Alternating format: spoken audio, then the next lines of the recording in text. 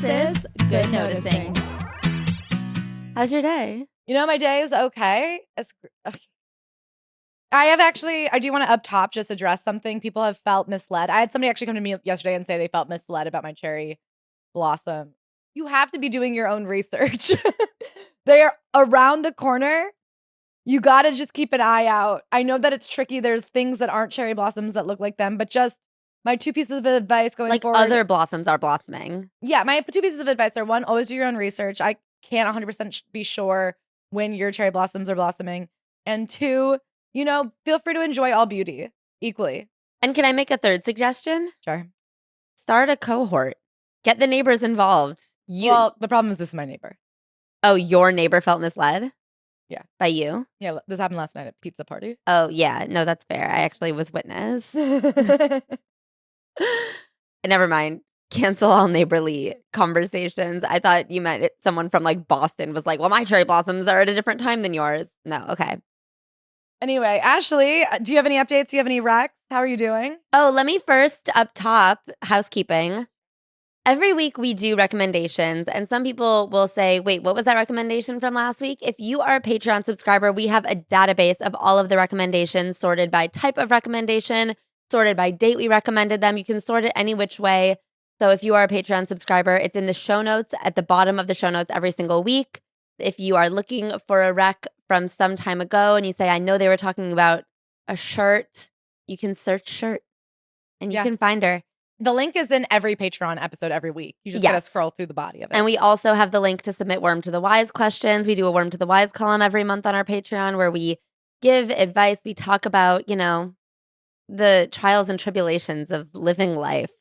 But speaking of recommendations, Claire, do you have any? Okay, totally. 3. Wow, perfect. The perfect amount. 1, I have been making, and I'm not going to call it what I've been calling it because you say that's upsetting. Yeah. It's kind of a springtime greenery pasta. Yeah. I've been calling it my pea pasta, and Ashley hates that. It sounds, when I hear pea pasta, I think of piss pasta. This is my pasta that I've been making. Okay, here are the ingredients.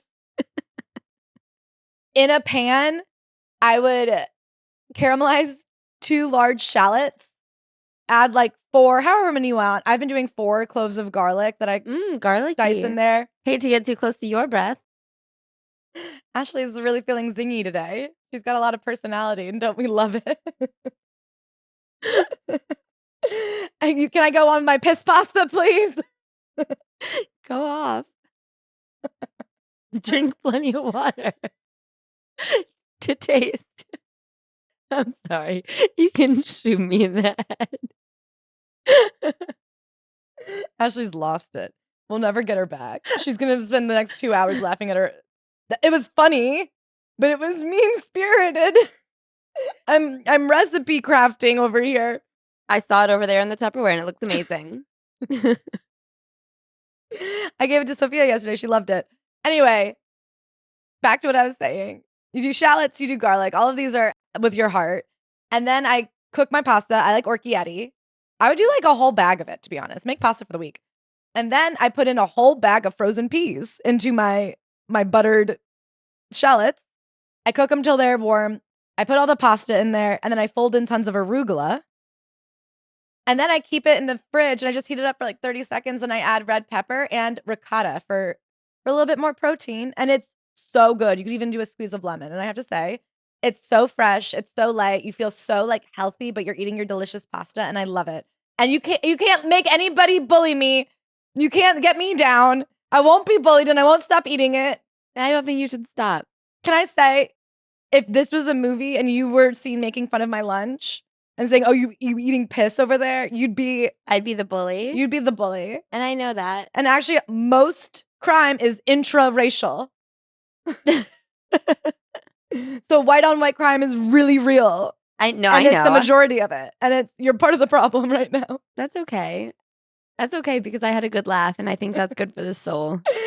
My second recommendation, the Criterion Channel. Wow. I subscribed to it. I think it was $100 for the full year. Dude, every good movie's on there. I'm loving that shit. I just watched Yeast. Oh, yeah? By Mary Bronstein. It was her directorial debut. I have a lot. Can I say, I feel startled by how much I have to say about it. Oh, I watched it with you. Yeah, I was there. So you would get it completely. You would totally get the conversation I'd want to have. Yeah, we can maybe even have it on the Patreon. And I intend to. And if you get the Criterion Collection by Friday and watch the movie, it's only like 85 minutes or something. Yeah, it was pretty quick. Maybe even less, 75 minutes. And you can kind of watch your phone for a lot of it. And in fact, I recommend it because it's bouncy. Bouncy is a little boring, but I have a lot to say, and that's part of it. Criterion Channel, though. The app. Get it. Third, have you ever thought about casually inviting your friends over for a last-minute dinner? Because I did it last night, and I have to say, I really felt so thrilled. I had such a great weekend of feeling like I really know a lot of people in my neighborhood in this casual, like low-effort way, which is something that I crave a lot, I think, because I have one colleague, and it's you. And we have a bit of a toxic dynamic. No, I know. I think that's why I've had the hardest time with my move is because I love my new apartment. I love everything. But I used to have a lot of like casual around town conversations in the morning. I knew a lot of people in the park, and it's just like getting to know new people in new places is hard. Yeah. It's taken me, I would say it's exactly 3 years since I moved to my new place. Mm-hmm. And for the first time this weekend, I was like, I know somebody everywhere I go. And my heart was so full. I think one of my love languages is casual conversations in the road. I read in a Jane Jacobs book, maybe, that, that trust is just as important as anything else. Like the trust of your bodega guy to be like, would you hold on to this set of keys for me? My friend's going to come collect them. Like, that's crazy trust. But, that's just as important as a close friendship. Anyway, on Sunday, we made pizzas, and you knew we were thinking about it, but I was like, hey, come over tonight. I invited Sophia. I invited my friend Shubi, who I texted him that morning, and I said, oh my God, we should get together soon. Like, I haven't seen you in a while. And he didn't answer. And I came back 6 hours later to be like, well, what about right now? Which I feel like is a crazy, brave follow-up. Yeah, but a lot of you bitches could never. I triple texted. I texted him. Shubi has a phenom energy. Yeah, it's worth humiliating yourself to try to get him at a pizza party. But I think he has a triple text worthiness. Yeah. Do you know what I'm like? I think there are some people where you go, you triple texted him for this. Yeah, like why were you desperate to get this guy here? But he's a good friend. But it was so fun. I was like, do you want to come have pizza? He's like, cool, when? I was like, I don't know, like an hour. He goes like, yeah, I'll finish my taxes, come over. And just that casual, and listen, it wasn't my greatest hosting event. At one point I was like, oh, do people need plates? Okay. But like, I don't know, people just came over to hang and we had pizza and it was fun, then you left. And it was easy, breezy, and fulfilling emotionally. Beautiful. So those are my 3 recommendations. Ashley, since you're so judgmental of what I have to say, let's hear what deeply unfunny, very unlaughable recommendations you have. Mine are serious. I saw the movie Forbidden Fruits. I talked about it a little bit on the Patreon last week, but I wanted to officially recommend it because the more distance I have, the more I think, hell yeah, what a fun flick. Fun. I really recommend going to see it. I think it was a really fun time in theaters. It's unexpected, in my opinion. And it really is just like a good old-fashioned romp.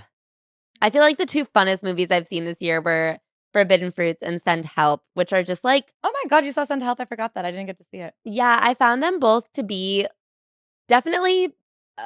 if you're afraid of gore, both movies get into it. But I think, they're both just like kind of a good old-fashioned fun time with some of the most beautiful people you've ever seen. I love that. Oh my God, I forgot to say I saw the drama and I really liked it and I recommend it. I'm excited to see it. And something I really like that everyone I know is like playing the game of don't spoil, which is sometimes everyone just gets on board with something silly. And I do think the idea, especially because one of my interesting things about the drama is that there isn't a twist, there's a premise. Yeah. Like the idea that there's this twist we have to protect. I'm like, it's the first 10 minutes. And that's what the whole movie is about. And it's not like it's very interesting, but I like kind of love that everyone's playing the game of I'm just gonna go watch it, don't tell me. Like brava marketing for figuring out how to get people in theaters. I feel like I'm so on the team of film marketing right now because I do want to preserve the idea of going to get to see a movie in a theater. Yeah. And like, listen, I know we've had our issues with Marty Supreme, but I'm like, Timmy tried, our Pats and Zendaya are trying. Like, God bless everyone who's trying. Yeah, I mean, that's my thing with Marty Supreme is I think the marketing was what you got to do. You listening, ballerinas? How about this? The Nutcracker this time? Something crazy's happening. On acid. The ballerinas. I kind of feel like what would be the difference? Anyway, so Forbidden Fruits, I like it. The album Wendy Eisenberg by the artist Wendy Eisenberg. Wow, is it her debut? No. She just hadn't thought to use her name yet. Yeah. She circled back to it. It's just like fun, jazzy, bluesy, like good. I mean, great for for blossom watch. Like if you're taking a stroll and looking for blossoms, cue up a little Wendy Eisenberg by Wendy Eisenberg, and I feel like you'll there's a real vibe to it. Yeah, you're creating a scene. Yeah. And then my third recommendation is tulips. Can I say something about a tulip? Actually, no. Were you going to anti-recommend my recommendation? No, or were you but going it's to co-sign? Is there something called like a buttercup? I don't know. What would be a flower that looks like a buttercup? It's yellow. Daffodils? Daffodils, maybe. Okay. They look like a little cup. Yeah. Sometimes I look at daffodils and I go, is that real or is that AI? It looks fake as hell. Well, in Alice in Wonderland, did she eat it? Might have been a cup. Might have been a cup in a movie at some point. Audrey has given us. I'm trying to think of what I've seen someone eat a daffodil in my day. Audrey was a literary child. You know, she knows this. I think that's what you're thinking of mainly. It makes you want to just take a bite out of it. Daffodils blow my mind when I see things. They always look just like solitarily placed. There's actually a very funny park in Fort Greene, that new one that they just renovated by Thea. Yeah. Where like they have this big patch of grass, and I guess they put flowers randomly to deter people from like playing sports and ripping up the grass. But it's funny to imagine a guy be like, okay, three daffodils here. And then just like six, yeah, right there. Like it's just, they're so randomly displaced. Yeah. I actually, before the daffodils grew, I said, the grass looks weird here. And then I found out they'd done some maneuvering.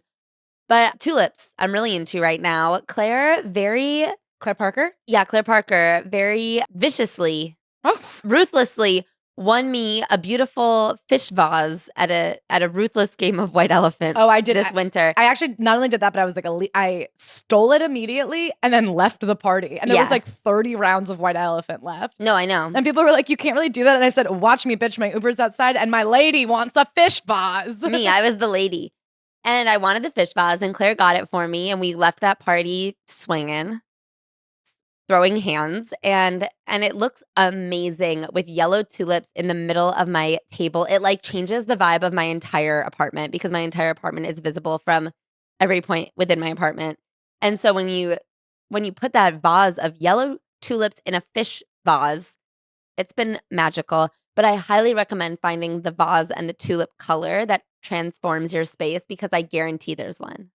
My tablescape right now. If I may, we have such a long episode. I'm sorry we're meandering like this, but sometimes there's such joy and we have to. I mean, this is what recommendations are for, right? We're trying to bring you some joy before we really freak you the fuck out. Yeah. So listen, before the data centers come for your home and your electricity, and we're like all beholden to the Saudi Arabia there's not private much investment fund because they've like put AI in all the drones and they're our kings and Sam Altman's their king.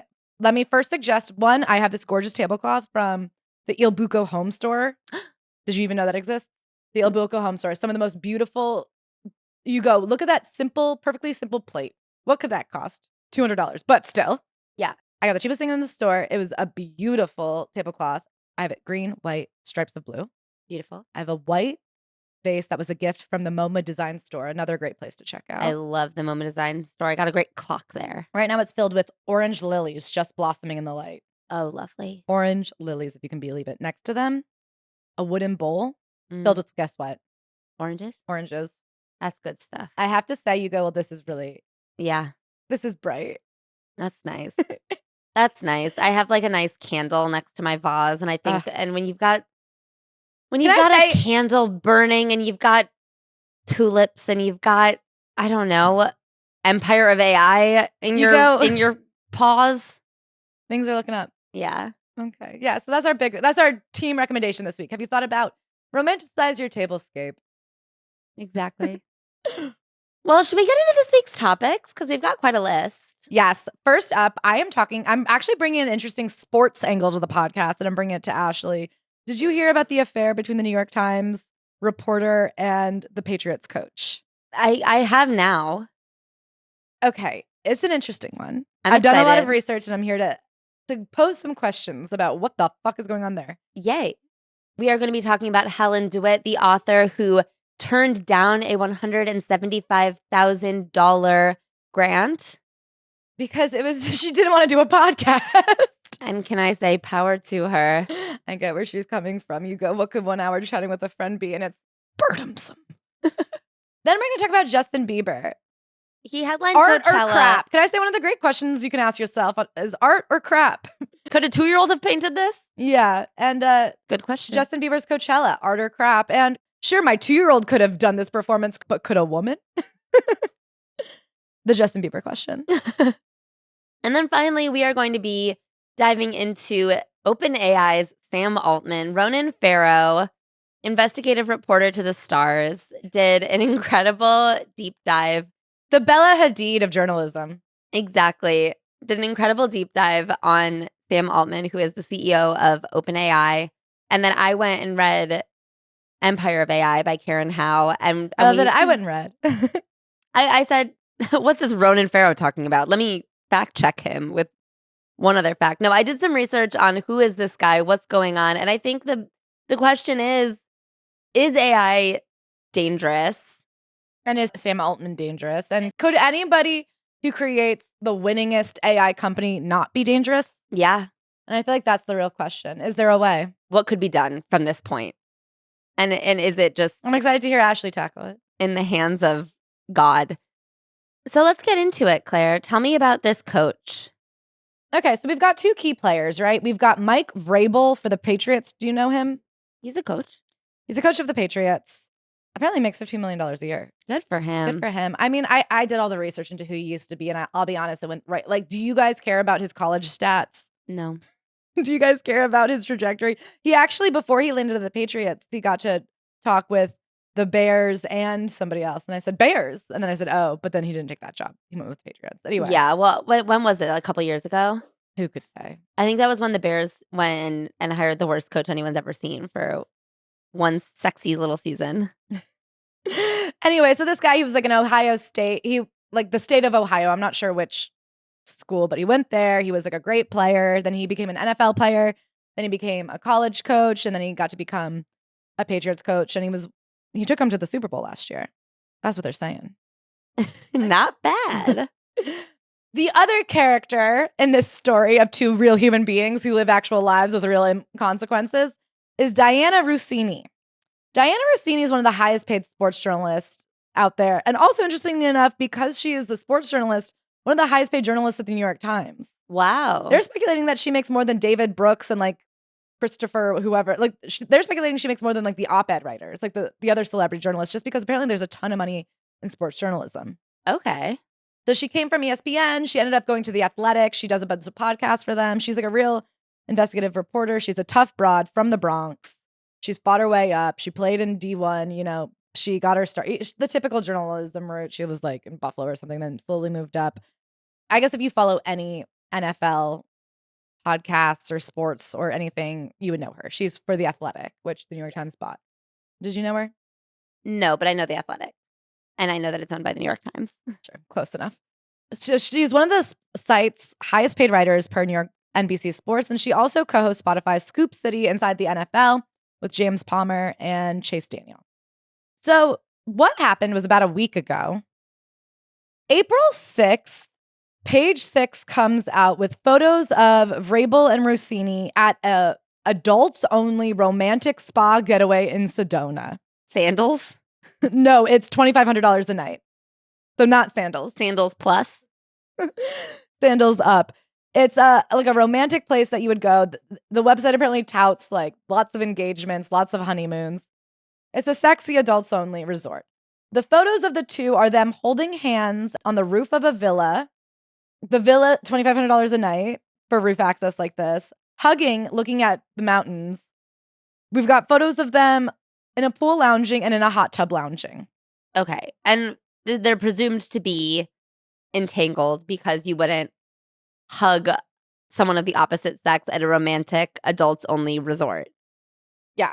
Unless you were there stuppin'. Yeah, exactly. And I have to say, you look at the photos and you go, huh, alone on a roof hugging, looking at the stars, or like it's like light out, but you're like, the photos look pretty damningly romantic. I haven't seen romance like that since the Coldplay Kiss Cam. So they immediately came out and said, of course, this isn't an affair. We were each there separately with 2 friends. We each had 2 friends here. Oh. There was actually 6 of us, but for some reason, we don't know why your photographer didn't catch them. They're in all of the photos just out of frame. So they were just both there on friendship hangs. They said it was completely random that they ran into each other. That, of course, they're friends from the industry. So 3 other eyewitnesses have said that they didn't see anybody else there. They were like, no, that guy seemed like he was with a girl.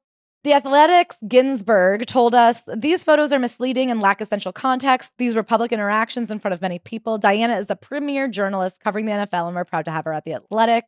Vrabel has said these photos show a completely innocent interaction, and any suggestion otherwise is laughable. This doesn't deserve any further response. I have to say, you look and you go, well, if I was romantically involved with either of these guys, I wouldn't be laughing.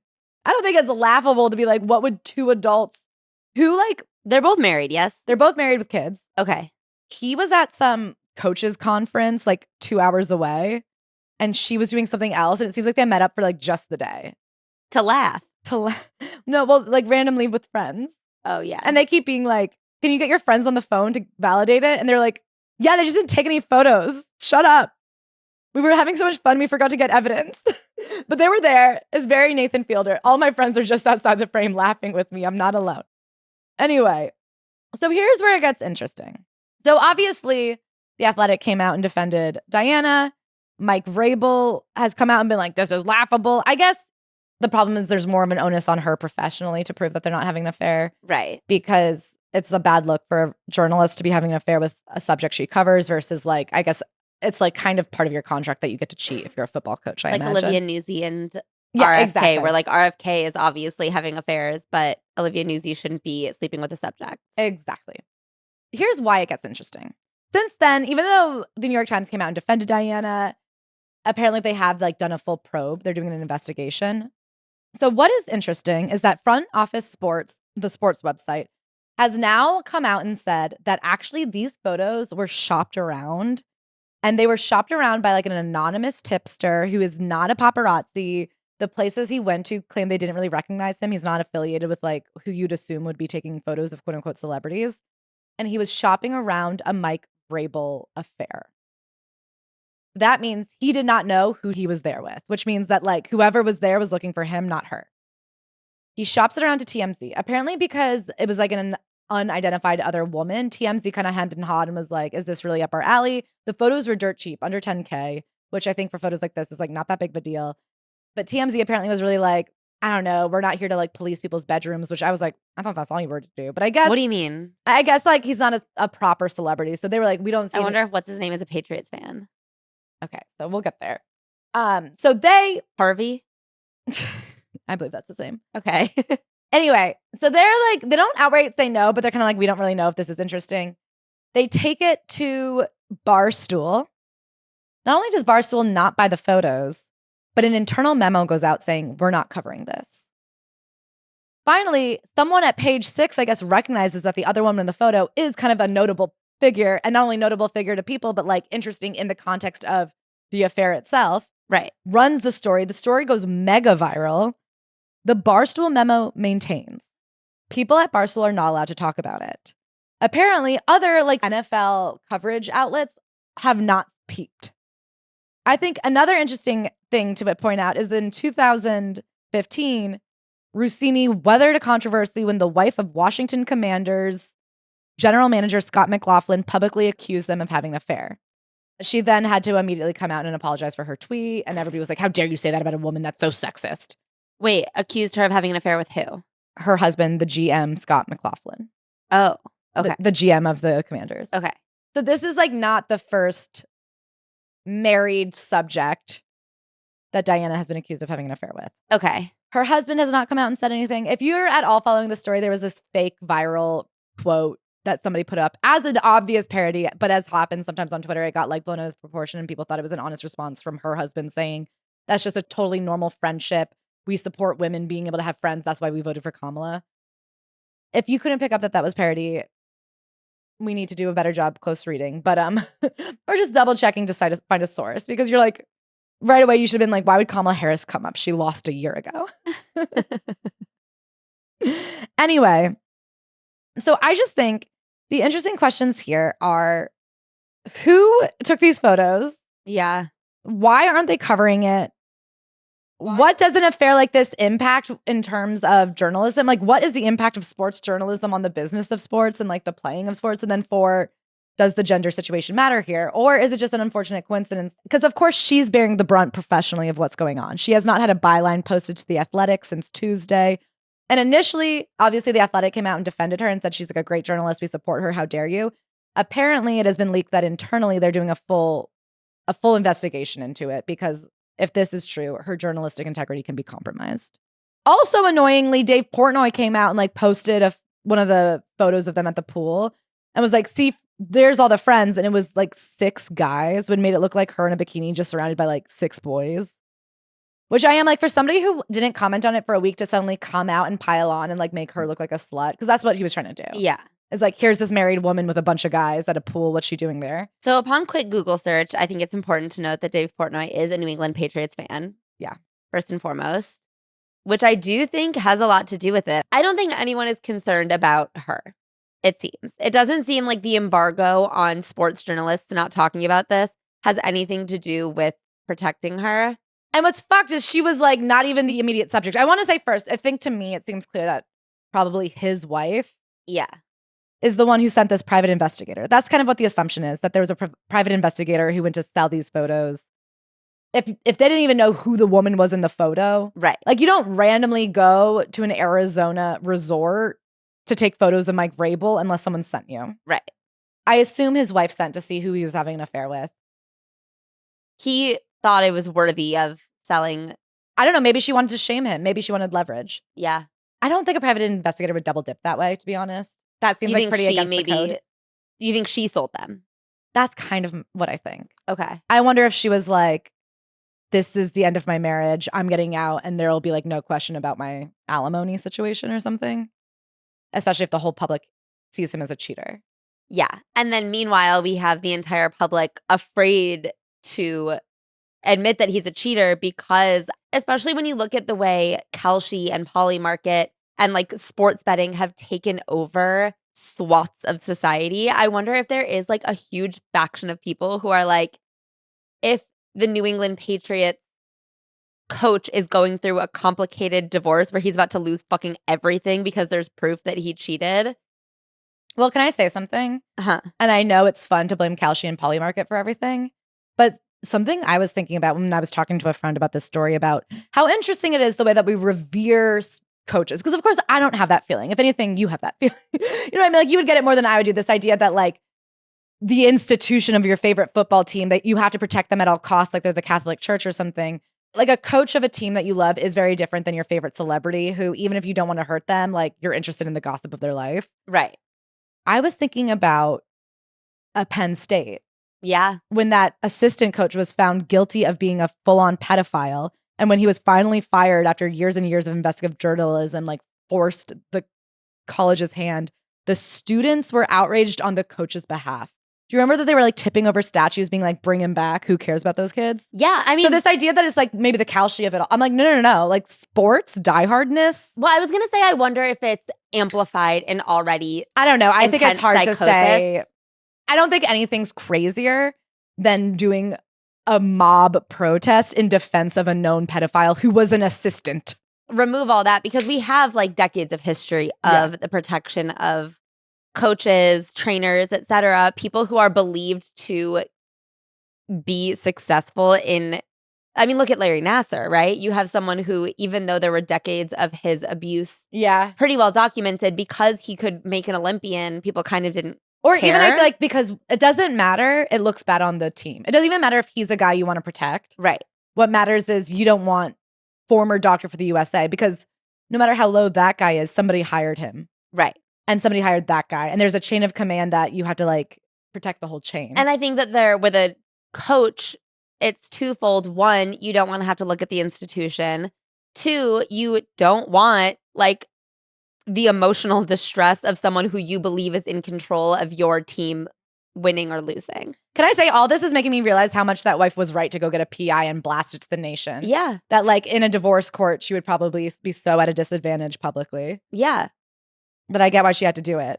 Yeah. I mean, and the way that people are so willing to benefit of the doubt, or even, like you said, not even benefit of the doubt, but say, well, he did it, but I don't care because we could still win. Unless it's been made public. And I think that there is such a, not bias, I guess a bias, like of these platforms, like Barstool, places who have. Well, I mean, Dave Portnoy specifically, who it like. But I was going to say like Barstool, which is not a news platform. It's Dave Portnoy's like Blog. influencer empire. He has control over what information gets shared more broadly and what information doesn't. So he's going to say, I don't want this out there. Yeah, it's really interesting. I guess I'm so rarely in the world of sports gossip that the idea that this guy would be so protected is like hard for me to imagine, because we do have celebrities that are so worshipped. You know, I'd say Beyonce is equally worshipped, but I don't think she would have as much power covering up an affair. If like photos of Jay-Z having an affair got sent to all the major outlets, I don't know, would she have as much power killing it? I don't know. I think it's hard to say, because I think example to example, it's hard to litigate, but I'd say overall, a TMZ is going to be quicker to bring down a celebrity. You know, and Barstool would be quick to put those photos up. Of course. But it all matters, like, who has vested interest in what, because I guess as media becomes, like, one figurehead's army, essentially, like, right now, CBS belongs to Barry White. You know what I mean? Like, as we go further and further down this road, I think it does kind of section off, like, what stories get cared about. We've always kind of had that, and I think sports is, like, a notably protected thing because, one, because it's boy stuff, I feel like they'll sit there and go like, why gossip? A guy's cheating on his wife. How about you mind your own business?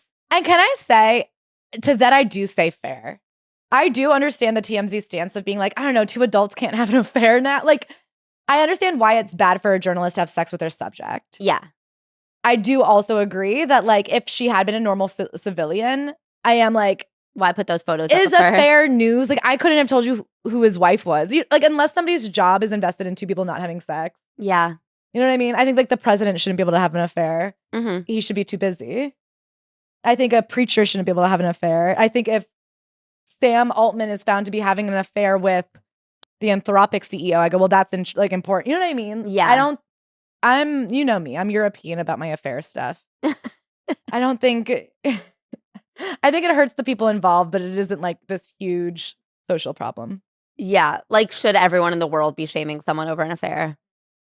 That's the thing, is her job is very based on not having that affair. I guess in that way, she is very professionally invested in not having an affair. It does bring up some questions of, until we knew that this was a journalist, does it make sense that TMZ was like, who cares?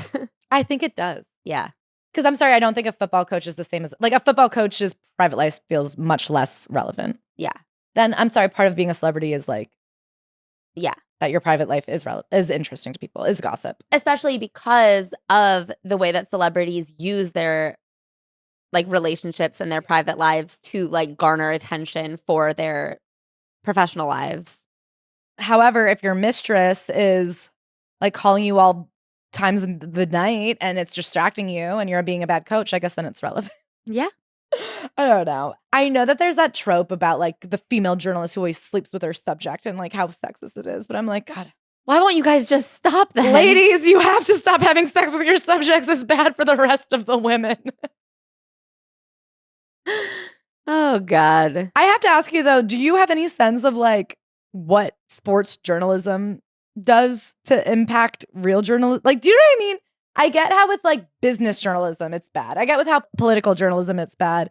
And I guess there's this whole business to sports I don't know anything about. But I am like, how does a journalist fucking a coach have anything to do with how fast a guy runs next Sunday? Yeah, like, are you saying, is this the most ethical, like, yeah, beat to be fucking your subject? Yeah. If you're going to fuck your subject, why not here? I guess I will say I do think sports betting and Kalshi and Polymarket do play into it, because I do think that there is an element that I've seen in my years of sports fandom of people becoming more and more psychotic about their fandoms because of the money they put into it. I think that that does play a role. And, like, obviously there are people who've always, like, lived and died for their favorite teams, but now they've put their, like, net worth into it. Yeah, like, now their children can't eat. Yeah. Ultimately, what becomes unethical about it is, like, the way a subject is written about affects the money being put behind certain topics. Do you know what I mean? And I think that that is part of it. I don't know. I guess there are, like, scandals and things that need to be reported about in an unbiased way. Like, Deflategate is a Patriots favorite, where, like, this was a scandal that was uncovered by journalists where they found out that the Patriots were, like, tampering with footballs and winning because of it. There is like billions of dollars in this industry. So is biased reporting like, yeah, could it? It's like I don't the know. business of sports is so legitimate that it's so huge and it impacts so many people. Yeah. I guess my final thing is like, obviously it sucks that it's coming down on her. I do understand how she is the one who has more professional skin in the game. Are there examples of male journalists sleeping with their subjects? Does it not happen as much because of the power imbalance? Does it just not get reported on because it's less sexy? There's no girl CEOs. There's no women in power to fuck. There's definitely no female NFL coaches. I don't know. It's just interesting, like, the stories we hear are always female reporters. And I don't know if that's, like, a bias because the female reporter stories are the ones that get reported on. Mhm. Or if it's because there's, like, an inherent gender dynamic in the situation of, like, somebody who's, like, listening to the man's story. The man is more dominant. You know what I mean? Yeah. It's also just so interesting that we love to see it in movies, like a sexy lady who slinks in her sexy dress to steal your secrets at Pillow Talk. Like, that's kind of a crowd fave when it comes to spy movies. Mm-hmm. I imagine in real life it happens not at Pillow Talk. I imagine the sex comes after the interview, ironically. And I think what we're seeing with the truth of it is very rarely like in the Olivia Newsy situation and this situation, it doesn't seem like they were using their sexual wiles to like get new information out to blow up the relationship. They were like protecting their subjects. Like, you know what I mean? Yeah. I think more dangerous is the fact that you don't get them to admit something during Pillow Talk. Right. You like then start having sex with your subject and then you become a biased presenter of the information. That's fair. Should we talk about Helen Dewitt? Yes. Do you guys know who Helen Dewitt is? Helen Dewitt wrote The Last Samurai, right? Mm-hmm. She's a writer who is... It was named like one of the best book of the 21st century. That being said, it was written in 2000, so it seemed like an easy time to get on that list. The least competition so far. She is a writer. She's in her 70s. And she, I guess, has had a tough couple years where she hasn't been writing much. And was just notified that she is the winner of the Wyndham Campbell Prize, which is a prize that gives its recipients $175,000. I think it's like It's $175,000 and then 130 GBPs. Yeah. Great British pounds. To be able to work on their art without financial burden is like the messaging of this foundation. Something that if you are not familiar with the publishing process, the way it works for fiction is you have to have a completed manuscript that you submit to these publishing houses. You get an agent, and then the agent thinks your book is good, and then the agent helps you sell it to these publishing houses. And then if they buy it, they give you an advance. This goes up against what your future profits will be. And then, of course, you get half of it when they sign your book, the other half when the book comes out. And then 15% goes to your agent if you have anything else to sign. Very often, these advances are like $40,000. They are not a lot to live on. And they also assume that the book is finished.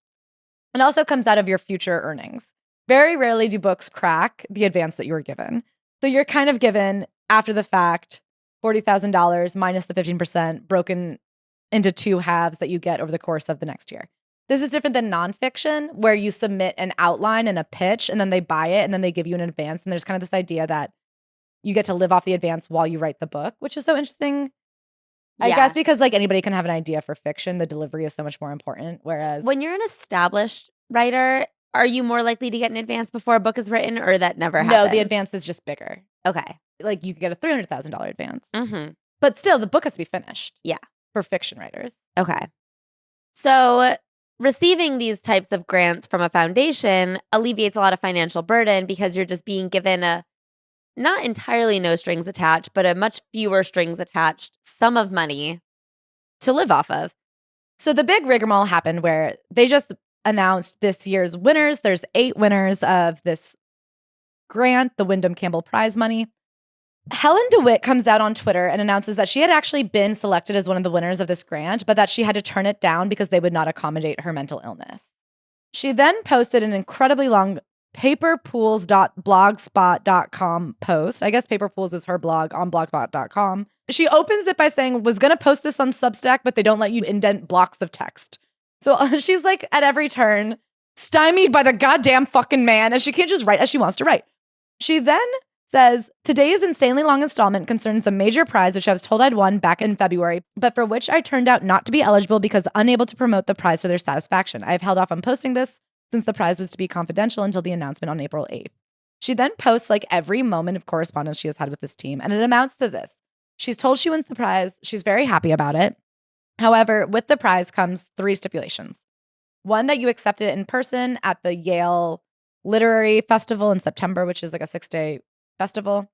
2, that you do kind of a video, an introductory biographical video for the festival. They will send a team to your house. They will do a 1-hour pre-interview, and then for 6 hours, they'll kind of film you and ask you questions, and then they will cut it down and produce this video about you. And then 3, in May, you do a podcast episode. She can't. She did not want to do that. She says more that she didn't want to. She goes, much like giving somebody 400 pounds to lift, I just simply couldn't. It doesn't matter how much you say mandatory. I can't do it. I mean, even to have this conversation over Zoom, she had to go to a local coffee shop to get the Wi-Fi connection. She had a lot of trouble getting in touch with the prize people. She says this money was contingent on extensive promotion. She writes that it was impossible to imagine Pynchon or Cormac McCarthy in early career contemplating this with anything but horror. If I had 8 months clear before the festival, I might be able to go do that. But how can I drop everything now when I finally cleared time to write after 5 very bad years? So she's basically saying that this is such a roadblock in which she had recently cleared as like undedicated writing time to do this video, to do this podcast, and then to go to the festival. If she had just an unscheduled free time, maybe she could have figured it out, but this was scheduled writing time that she's finally set aside. Yeah, I have to laugh at the phrase, can't get my head around this, impossible to imagine Pynchon or Cormac McCarthy in early career contemplating this with anything but horror. An early career, her first book came out when she was 43 in the year 2000.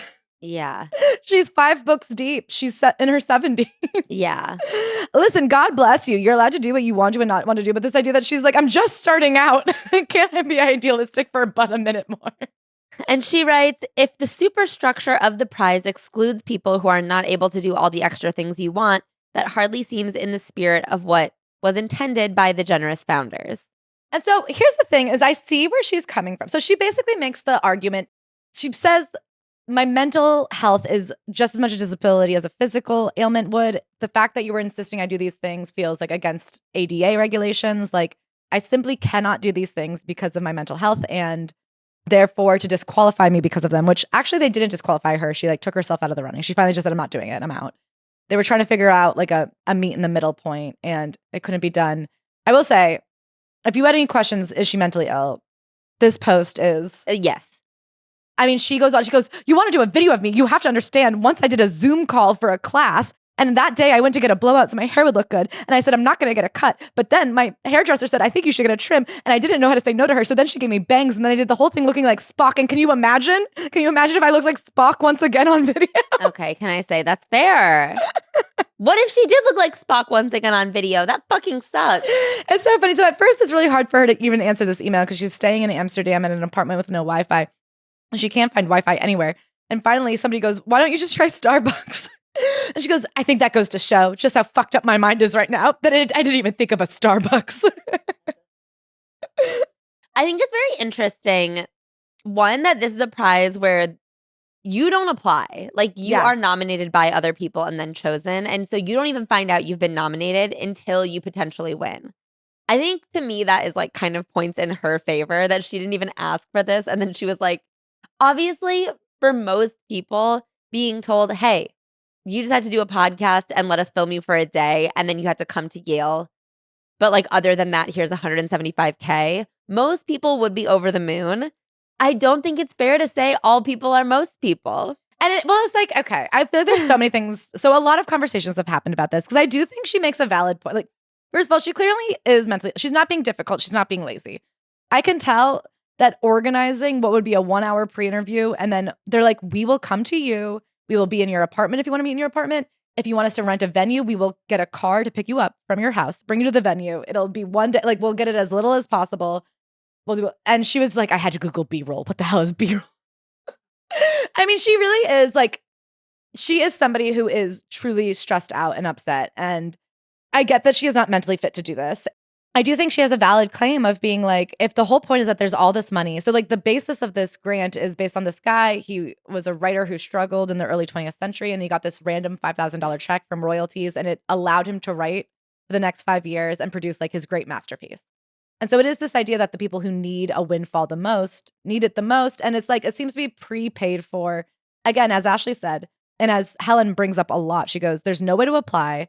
There's not so this idea that you need the publicity in order to keep donors happy. She's like, there aren't, like, it's all funded already. The idea that you need publicity to get the word out so that people who might not have access to these types of grants get to hear about it. She goes, it's not up to anybody. Nobody gets to apply. It's very unclear who even gets to vote. Like, she's like, I don't know. You are just like an amount of money who doesn't need anything from anybody that is claiming to do it on goodwill. Why is it so fucking important for you to do the podcast? And they are like, okay, don't do the podcast, but you have to do the video. And she's like, she finally is like, okay, we'll do it tomorrow. And then she comes back, she goes, and that was a mistake. And then suddenly she's so sick for 3 days. She's like, I've had stomach spasms for days and you want me to do a video? Exactly. The problem is she does have a very lucid argument of going, first of all, I have a genuine disability. Stop saying mandatory to me. I just simply can't. And I believe her, she can't.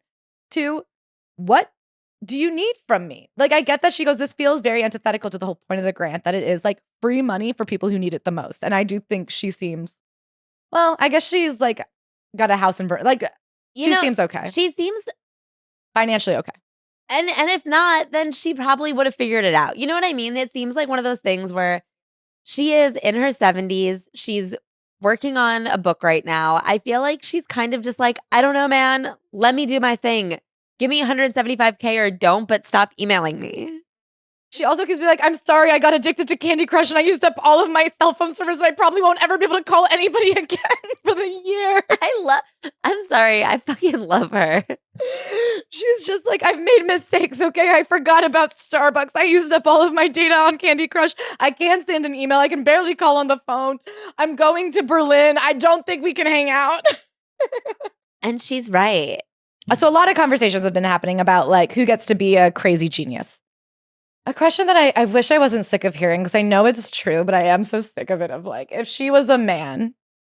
If she was a man, she'd have a wife who would have done all the coordination. Can I say, I feel that that's the truth.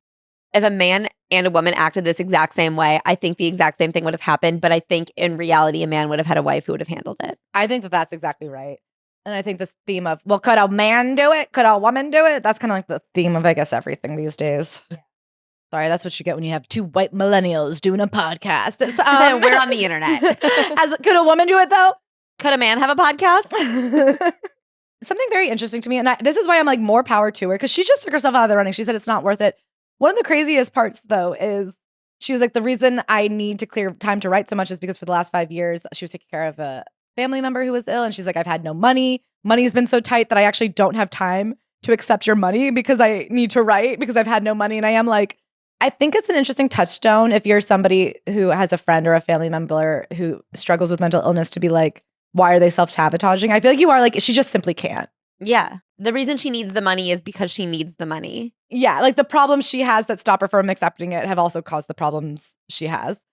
But I do think it is like an interesting question of like, what genius is allowed? Would they have accommodated a man better? I think from a disability standpoint, it is like, she can't do it. If she was somebody in a wheelchair and they didn't have a wheelchair accessible stage, would they say, you just fucking hoist your body up there? There's a festival happening at Yale, goddammit. But I guess also the question is, had she not taken herself out of the running, would they have accommodated? It seems like she couldn't be on video. That was her big thing. They actually said, we'll just shoot your hands, but you have to like introduce yourself. And like, why? That's a good question, is why did she have to introduce herself? I agree that I am like, if you guys are a fully funded grant, why does she have to introduce herself? It is like a very funny, she keeps tweeting about it though, man. No matter what happens, she finds the Wi-Fi to tweet. And I really respect that. In that way, she's so young. She's so Gen Z in that she's like, I don't know how to schedule anything. And I don't know how to use my computer. If I get on Zoom one time, it's going to be over for you, host. All of these people are like, it really does go to show how fucked up their expectations of professionalism are. And I'm like, I don't think professionalism is a word we can even approach. Please. That's not what's happening here. Her comment section is full of a lot of people who are like really grateful that she's speaking out because they feel her. As someone who has not left the house for 6 years, I understand the opportunities that pass us by for health reasons. Thank you for sharing your experiences. I don't know, man. If you're not going to leave the house, it is going to be hard to get opportunity. But it's a lot of people are like, and I do feel like it is like a really interesting look into somebody that you might be like, what's going on with them? And more power to her. I wish her all the luck in the world. And I hope she's able to write her next thing. And it seems like she has an agent who's has her back. But a lot of people are acting like she got kicked out of this grant. And it is important to say, well, she took herself out of the running. She said, I won't do it. I read Monsters a few years ago by Claire Dederer, and it's the book that really stayed with me. And it's about like, what do we do with the great art of like evil men? Mm-hmm. And kind of one of her overarching conclusions is this idea that in society, our idea of a genius man includes like insanity.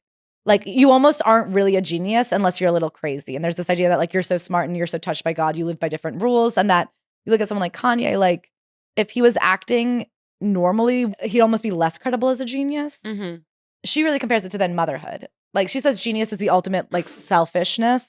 This idea that somebody else, as you said, a wife or an assistant or just like an admirer should be the one cleaning all your paintbrushes and handling your inbox and doing all the bullshit you don't want to do because nobody should stop you with admin.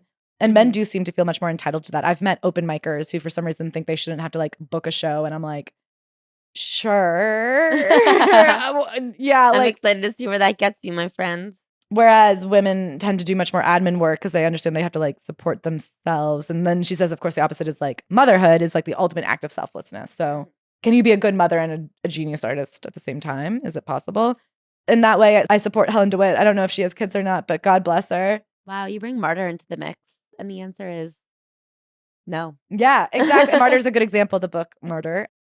Well, speaking of geniuses who are boys, which is what geniuses are supposed to be, Justin Bieber headlined Coachella this weekend, and his performance drew a lot of conversation from people asking, was that good? And was that what people paid for? Which I think is a kind of preposterous question generally.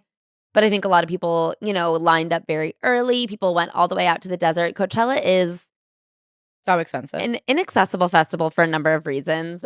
I would say one of the main ones being like getting there is physically hard. I don't agree that it's like an influencer festival necessarily. I think there's like see influencers there because the people who are vlogging are influencers. So Coachella has 125,000 attendees per day. If you're seeing 100 influencer vlogs, that's still just a fraction.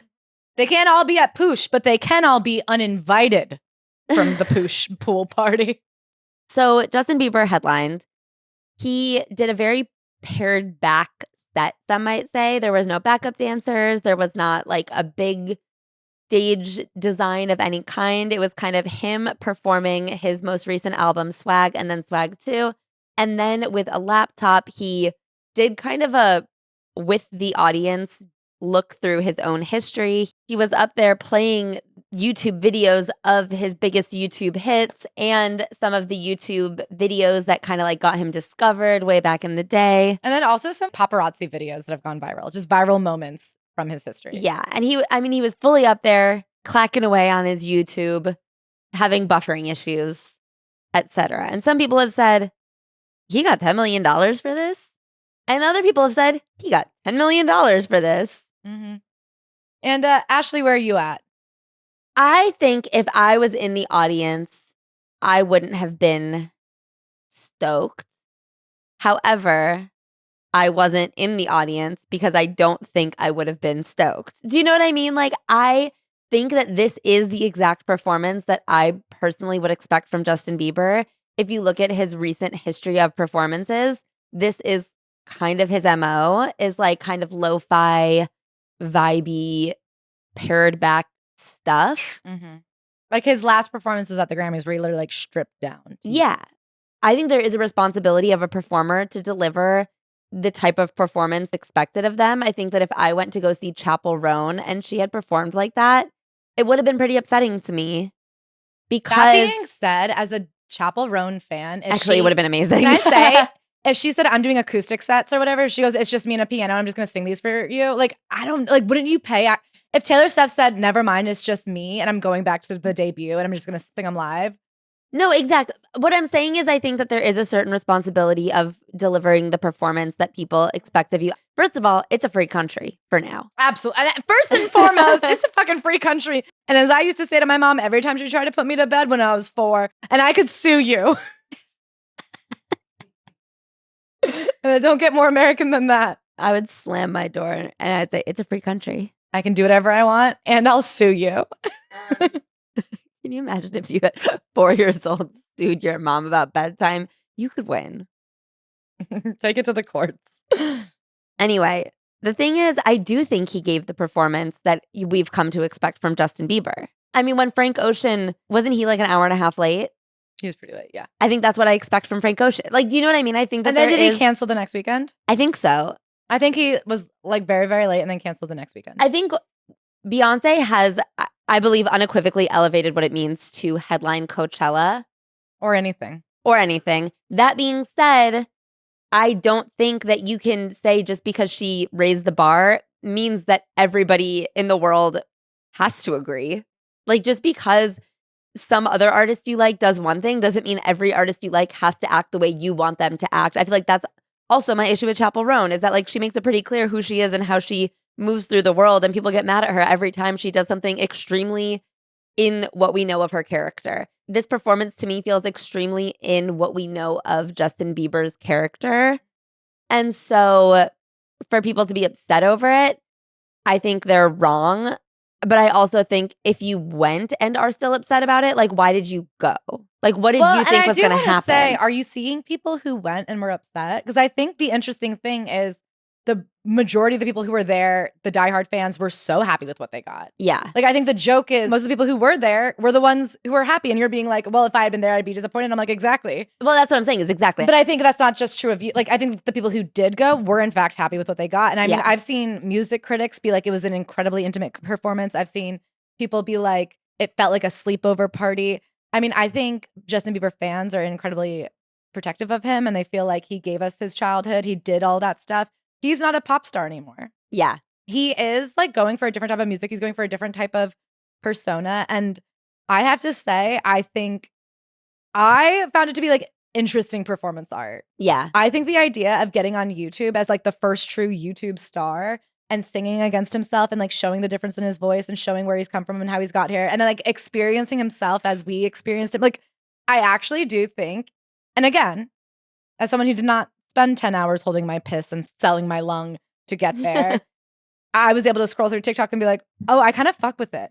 No, I think it was good, cool. and I think it was cool. And I think it's, I mean, I do get people who defend it. And I also think it's an interesting thing to have seen. Like, I really think watching somebody reckon with their own fame like that is incredibly interesting and a choice he made. And I think it's more interesting than if he had gone out and done a full-on performance. And you have to think, this is a man who 3 weeks ago at the Oscars got into an altercation with Usher. Like, if you want somebody to dance and dip and be on roller skates, which I loved when Usher did the halftime show. Like, I love when somebody can do a backflip on roller skates. I think it's incredible. As I do find what Justin chose to do more interesting. And I also do agree that, like, thank God there's been a puncture in the arms race of trying to keep up with Beyonce. Yeah, I guess I think that there is a value in knowing who you are as a performer and delivering it. And I think there's an incredible skill and talent and like veteran capability to have such a stripped back performance and maintain a crowd. Yeah, I think to have that kind of magnetism is 1 in a billion. I mean, have you ever been at a dinner party trying to hold 4 people's attention with what you think is an interesting story and you can't even do it? And those are your good friends and you're sitting at a table together. Okay, imagine you're just sitting in a hoodie and you have to keep 125,000 people's attention. Yeah. You couldn't do it. So that's how I feel. But I also get if you're like, oh, that feels lazy. I don't disagree with you. It is a less effortful performance. I think it takes less time and talent, or like it takes less time and energy and thought and team to come up with that. That being said, I'm interested in it as a performance art.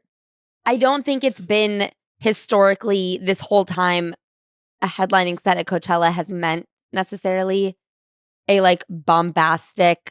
I mean, there are still people at Coachella who go and do DJ sets. There's people who go and sing. I don't know. There are people out there who are not pop stars with backup singers. Yeah. And he does not want to be a pop star with a backup singer anymore. He's trying to do a different thing. He's trying to do a different thing. And I think that if you are upset about that performance, it is like the Coachella administration that delivered it to you, not necessarily Justin Bieber. Do you know what I mean? No. They gave him, the Coachella administration gave him $10 million and all the But what support I mean he could is- want to do whatever. If he had showed up and said, what I want to do is have pyro and backup dancers and outfits, I don't think they would have said. Right. But what I'm saying is they No. picked someone who this is their performance Yes. style today. Yes. I'm saying I blame the Coachella administration for booking someone who that is their style of performance. I think that if we're saying a music festival headline performance has to be pyrotechnics, then they should have booked only pyrotechnic performers, which Like they didn't. A magician. Exactly.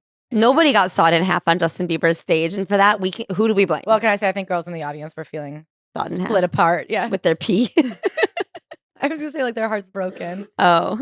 Like, they felt like they had been touched emotionally. You know what I mean? Like, they're just like in a puddle on the floor. I will say one thing that I bristle with is this concept of like, we stole his childhood, therefore he gets to do whatever he wants. Were you seeing that didn't. narrative? Usher did. Usher did.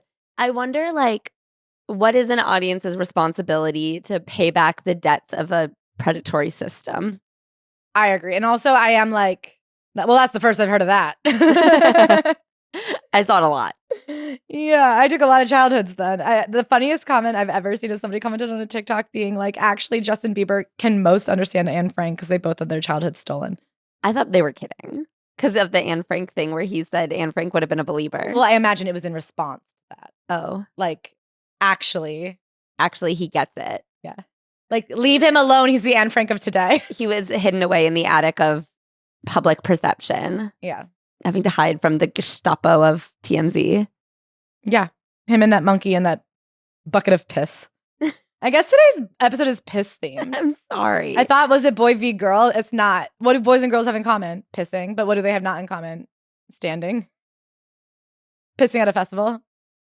Harder for one team than the other. That's so true. Which team? Kidding. You are perpetuating this and you act upset. I'm mad at myself. I am upset with me. You are not acting in accordance to your values. I know. You're a complex female character. Is she likable? Somebody stop her. Cancel her. Okay, I feel like the other big conversation is, could a woman have done it? Yeah. How do you feel about that? I feel, yes, a woman could have done it. Charlie XCX, ever heard of her? I mean, she headlined last year with no backup dancers. And I personally didn't like it. Exactly. But not because everybody she was else a woman. did. Everyone else liked it. Yeah, we were like in the minority on our opinion about Charlie XCX's Brat Tour agenda. But she like headlined every festival in the fucking world and she did stadiums and not stadiums, but she did arenas. And I think it comes down to types of performers. I think there are certain performers who most of their presentation is razzle dazzle. Yeah. Okay. Something I'm feeling frustrated about is this idea of being like, well, I would kill a woman if she did that. So it's like, well, then what if you didn't kill a woman if she did do you know that? what I mean? Like, there's this weird. The power is in your heart. Yeah, I am just like, okay, so keep this in mind for next time. If you liked it when JB did it, keep it in mind for next time. Also, I think we gave a pretty good example of Charlie XCX. Also, there's just something very boring about that conversation to me because there's also this idea that like Taylor Swift, Sabrina Carpenter, Beyonce, I think they enjoy putting on a show. I don't think Beyonce went and did it because she said, if I don't, they'll yell. Like some female performers, and I think the ones that rise to the top of the pop world specifically, actually really enjoy putting on a show. I don't think Chappell Roan wants to do what Justin Bieber did. Nobody made her spend 24 hours getting painted green. Like that was her idea and she came up with it because she's trying to do something that is different and more performative and takes more effort. And like this idea that I don't think you need to defend her. I think if she wanted to come on stage with a sweatshirt, she absolutely would. And she just doesn't want to. I think Taylor Swift enjoys putting on the best show and pushing the boundaries. And I think, Sabrina's getting a ton of credit. These women do get the credit for what they're doing. And this idea that they're like, well, they're not allowed. I don't know. Who says? Yeah. Adele performs with an orchestra. And like, obviously that's a full orchestra. But she is just like out there with her pipes. She's not dancing and bopping around. I've seen performers that do just go out and do that. I don't know. There are other performers, and a lot of times they're not pop stars. And I don't think that Justin Bieber wants to be thought of as a pop star. But I am kind of bored of this. Audrey Hobart is a pop star, and her performances, obviously she's not performed on a stage that major, yes, but her performance is very contingent on the ponytail she slept in. The funnest music you've ever heard, and the ponytail she slept in. Like, she is very intentional about not without the costuming, the makeup, the design, like that is not the show she's putting on. And I've seen videos of her performances and the crowd goes wild. Alicia Keys didn't wear makeup for years, supposedly. Asterisks. Kind of. Don't like it or whatever, but this idea that you're like, well, I would have enjoyed it if all things had been fair societally. Yeah. Good point. There's sexism. I guess the thing is, if Justin Bieber was a woman, he would be dead. in other words, Britney Spears was just put back in rehab. So like, yeah, you're right. If he was a woman, he would be dead. I guess Miley Cyrus has made it out. And I feel like Miley Cyrus has made a lot of choices about doing stripped back things. She doesn't tour at all anymore. Yeah. And people allow that. I don't know. I guess I feel like instead of being like, punish him because other people have it worse, how about let's try to treat everybody better? Yeah. And be more forgiving. And also like, if you don't like it, you don't have to buy the next ticket. I think everyone who bought a ticket was kind of happy with it. My final question is this. Will he do it again next weekend? Because I kind of feel like the jig is up now.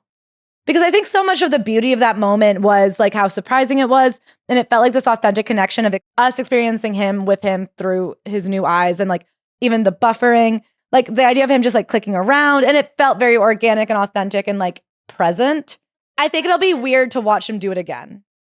This is a question I have about just like the general concept of Coachella being 2 weekends now is like anything that was a surprise, like what's the plan now?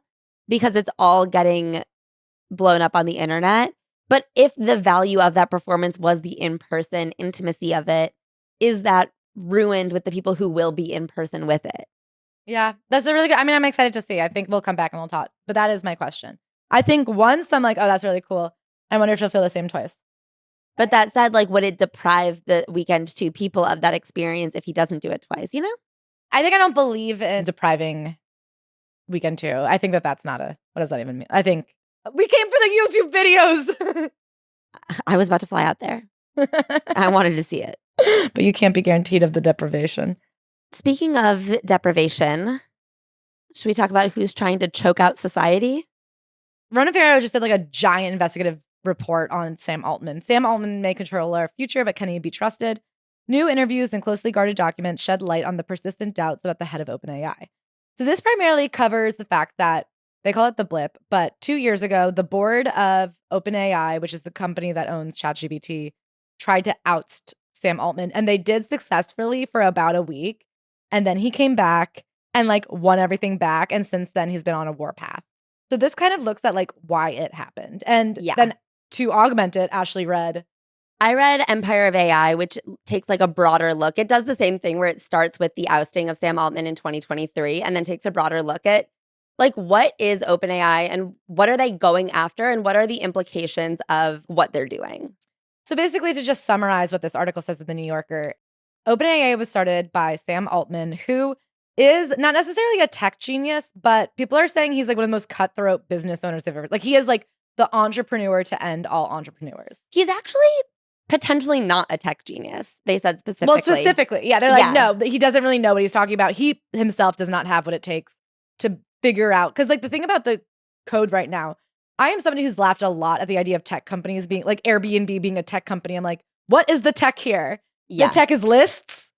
The tech is search engines. Yeah, we had lists. Right. But like the thing about OpenAI is they really are creating a brand new technology. And so do you want to explain what the technology they're trying to get to is? Yeah. So what OpenAI and what essentially all of these AI companies are trying to do is essentially an arms race to AGI, which is artificial general intelligence, which is like if someone had the cognitive abilities of a human, like nonlinear thought processing, but also all of the world's information at their fingertips and could crunch it in like a second. This is incredibly difficult technology to build and figure out.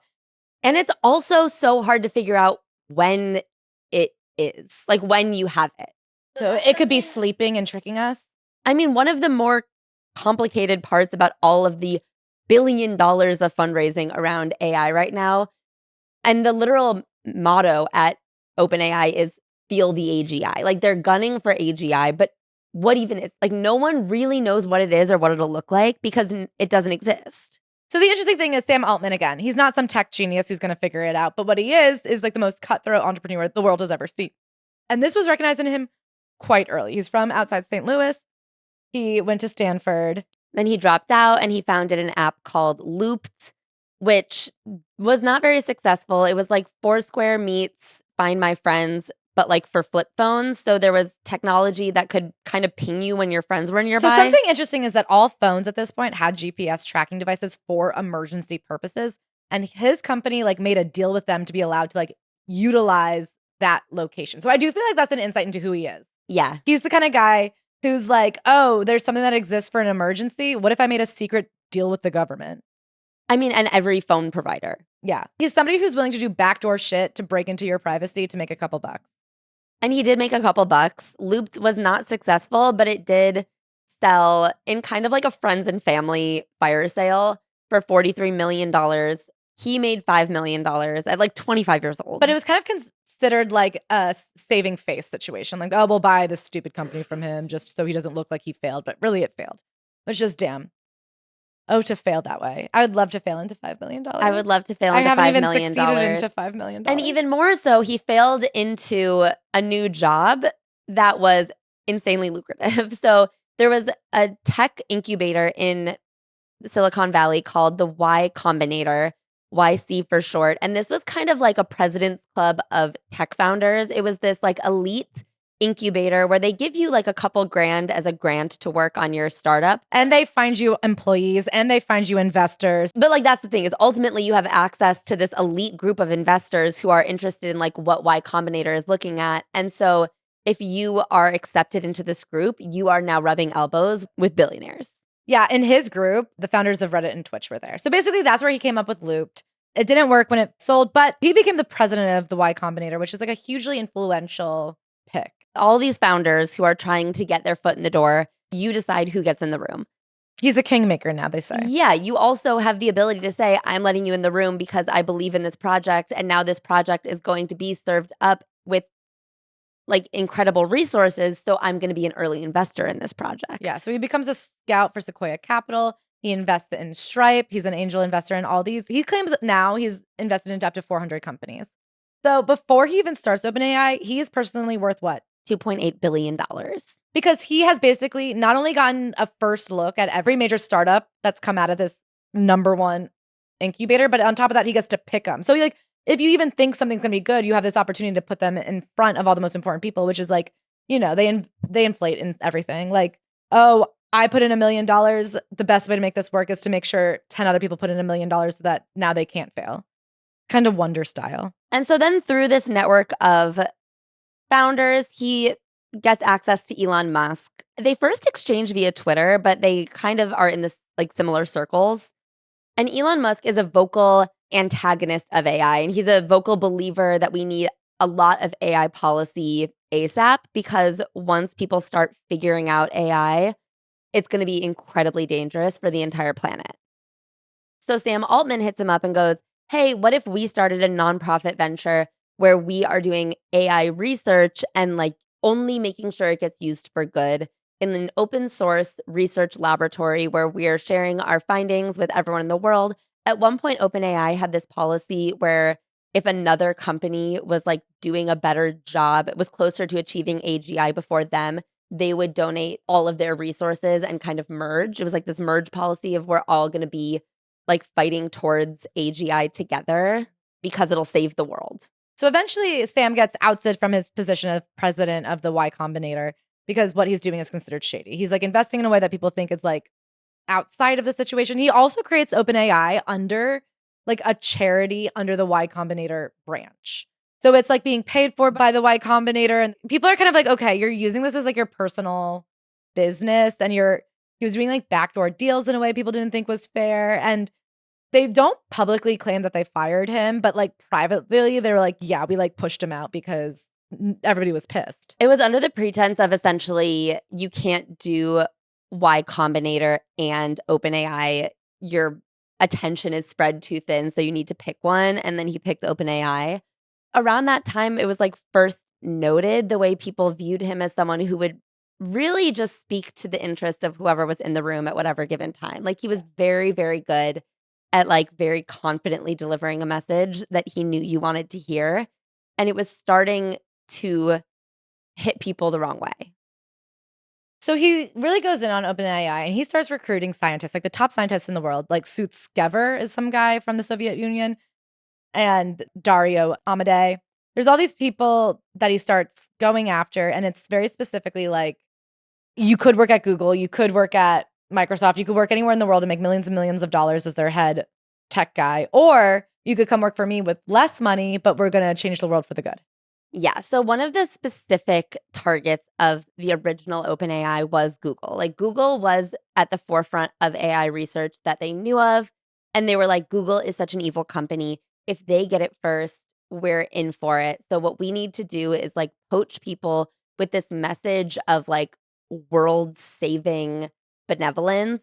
And then they'll want to work for us. I mean, at first they were only paying people, I think, like $160,000. There was like a standard contract of $160,000 a year when Google was offering millions. And then also, Google was like heavily trying to block it. It wasn't even just like, oh, we're like low key trying to outpace Google. Google was coming into every single person that AI offered a job to and like hardcore trying to stop their asses and like counteroffer them with like enormous amounts of money. But because they were saving the world, people were like, oh, OpenAI is like the good guys. And Sam Altman openly compares AI and achieving AGI to building the atomic bomb.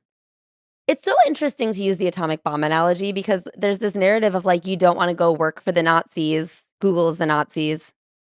You want to work for us, America. America's the one who dropped the fucking bomb, ultimately. They were saying Germany was also getting close to figuring out. So it's like, it's us or them. Mm-hmm. And would you rather a Nazi world or an American world? That's what they were saying. I know. But I'm just saying it's ironic because it's still what they say. Yeah.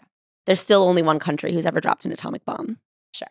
Listen, No, I'm glad we won. I'm just saying. Yeah. I'm just saying as an example of heroism and like an us or them scenario, like it's still what they say. So then little by little, people start noticing that Altman is a liar. Basically, everyone's like, we can't find him doing anything technically illegal and we can't get him on anything personal, but like he will lie straight to your face. And something interesting about Sam Altman that they're like, was it a long con or was it just like a lucky sense in the room? He came out and as we said, he was very like, this is going to exist. It can't be owned by evil people. We are in a rush to make sure the good guys control it. And then meanwhile, on the back end, their public manifesto of like, we only do good, we don't do violent crimes, everything has to be safety protected, starts getting eroded. Can you explain, Ashley, because you read that book, why is AI so fucking expensive? Because I saw that they currently have taken on something like $120 billion in investments, which is, I think, like 3 times the largest IPO of all time. So this idea that like they have had more invested in them than the largest public company has ever IPO'd at, and yet they need more. I saw he just went to the government and was asking the government for money. So essentially, this is why OpenAI had to start shifting from a nonprofit to a for-profit company is because they needed enormous investment. And you can only get people to invest so much money in a nonprofit where they're not going to see a astronomical return. So in order to compute, you need compute. So compute is like the rate at which you're able to crunch a number of operations, essentially. And in order to build AI, you need to be computing enormous amounts of information at one time. And so you need like a psychotic amount of very expensive chips in order to do that. So you need the infrastructure to run that technology. And then you also need more technology and more infrastructure to run that technology in order to build out the amount of like knowledge within the system that would become AI. So in order to train AI, they're hitting a ceiling every time they think they have enough structure. And so they just need more and more like billions of dollars. So can I ask, is there like an endpoint though, where they see it as like, if their dream is to create this thing that needs more computing power and more land and more energy than we currently have built, and it gets bigger and bigger and bigger, and then more and more of the world relies on AI computing, like, what do we do? So this is like the first pillar in like what I find so baffling in this like quote unquote inevitability of AI. So like they keep on saying AI is inevitable, but yet in order to create it, they're literally bulldozing in this situation space to get it and like using up hordes of technology in order to get it. And I think the belief is that once they've achieved it, you have it. So like right now, You know when you do that like fingerprint thing on the computer, like when you're sensing your fingerprint or something, and it like fills in parts of your fingerprint and then you press it again, it fills in parts of your fingerprint. I think the belief is like once you've filled it in and we have AGI, we have it and we can run it off of what we have. But right now there's that doesn't sound right. So say you build enough infrastructure to have AGI and now we get rid of all the doctors or something. Mhm. Is it the next step to be like, okay, now let's get rid of all the dentists? You'd be able to run that on the exact same physical amount of infrastructure? I mean, I don't know. But you know what I mean? It Yeah. just seems like as we would add more and more things, and then AGI would like allow for new practices and behaviors that we haven't even considered. It Right. seems hard to believe. And I think that introduces like the first big question of if AGI is going to deliver us this like utopian existence. With hardware, it's like once you have like the CD-ROM, you can watch that as many times as you need, right? Right. So it's like that. It's not like every time someone puts into ChatGPT, you need more. I think so. Interesting. But I guess it still would stand that they're going to want another sound. You know what I mean? Like they'll want more CD-ROM. Right. And I think that also it's the thing of like if AGI will deliver us to this like utopian society, but if in order to achieve it, we need to like physically bulldoze half our planet, like who gets the utopia then? Do they have an idea of how much land it'll take? No, because they keep on saying we're like practically there, but other scientists say we're like 60 years out. So like that's the thing. And also like what will it look like? Nobody really knows that either. There was also this belief that AI progress would be kind of like automatically slowed to a reasonable pace because there's only so much hardware. But another thing about Sam Altman is that he's currently pursuing fundraising for a chip making company, Chipco, where he will increase the amount of hardware that's out there. Like there is no now automatic slowing of what can be done because now that they've gobbled up all the chips in all the world, he's making more chips. So that is like considered an enormous breach of trust to like the original inner circle of people he was working with. Who are the people that are like, we think we should be held accountable? We think you should be held accountable. Yes. He's going to Saudi Arabia and the Emiratis. Mm-hmm. How funny. Emiratis. Yeah. The Emiratis to get that money. Yeah. And he's promising them that he will make the Middle East like a pillar of the AI future, right? Like he's building data centers there and stuff. Yeah. So that actually happened after he was ousted and reinstated. Yeah, that's like a new thing. Yeah. So that was like after he gained back some people's trust and like really cemented himself and like continued to fortify OpenAI as like his company. He was like, haha, for my next evil plan. Okay, so back to what happened. So basically around 2023, there was a rule that like if two of his main engineers ever came to him and said, we think you should step down, he would. He gave them his promise. He like made that up himself and they shook on it. Yeah. And then the board was like, we are suspicious of the fact that he seems to be lying all the time. He seems to be erasing a ton of the safety measures we've been putting on the back end. Our manifesto has changed. He's like going to the government and saying one thing. He's going to politicians and saying another thing. He's coming to us and saying a third thing.